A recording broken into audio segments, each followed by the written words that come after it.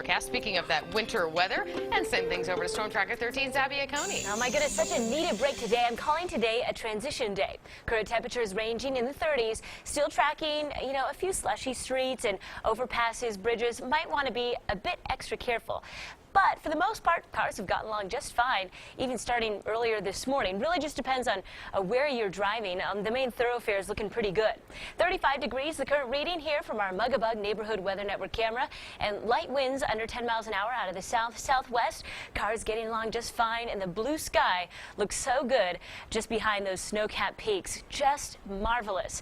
35 as well in Woodland Park. A view courtesy of our Peak Internet Neighborhood Weather Network camera. This is, I just want to frame this. It looks so pretty with all the snow down below, yet those blue skies. Current temperatures ranging in the 30s along the Front Range, 26 for Alamosa, and in the Eastern Plains we are tracking the 30s, so definitely want to bundle up as you head outside. I might bust out the gloves and the coat as I head home from work later on this afternoon, but also need the sunglasses as you head outdoors too, so that's kind of fun. Live HD Doppler radar is quiet for now, but oh boy, let me tell you, about to become pretty active tomorrow afternoon, and that will set off just a series of unsettled conditions, and I'll get to that here in just a moment. But first, here's a look at your afternoon and evening forecast. A lot of clouds and that precipitation continuing to drop to the south out of our region. So bottom line, top 3 weather headlines for you. Partly cloudy overnight tonight with dry conditions. And again, always looking forward to that snow. Here's a look at these expected snow totals. And now I give these to you as preliminary amounts. Rachel Plath will be in at 4, 5, 6, and 10 o'clock. She'll be tweaking these as necessary just because we continue to get updates throughout the day.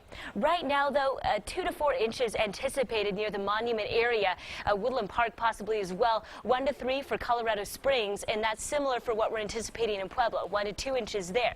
2 to 4 inches in this region, and 3 to 5 near the Walsenburg and Trinidad area, and just to the west of that as well. Again, these will have to be tweaked, and here's a look at just how unsettled we'll be over the next several days. My concern is because we're only having one transition day, which is today, we're not having a lot of time to melt off all that snow we saw over the weekend. So over the next couple of days, going to be tacking on a few extra inches.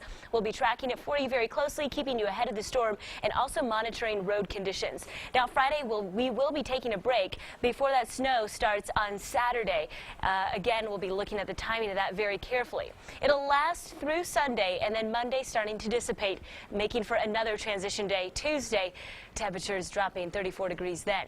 In Pueblo, we reach 42 tomorrow. Before we cool things off, here are those temperatures I was talking about earlier, ranging in the 20s Thursday and Friday before reaching the 30s once more on Saturday. Really won't get much of a break on Friday because it's possible that snow could start Saturday morning. We'll have to track it closely as we inch closer, of course. In Canyon City, 41 tomorrow. We're tracking the 20s and 30s for the end of your work week. Very cool, cloudy, and snowy. The main message here, 31 tomorrow's high for Teller County. Coming up in a bit, I will have your evening planner just looking into the near forecasting time period. Okay, thanks.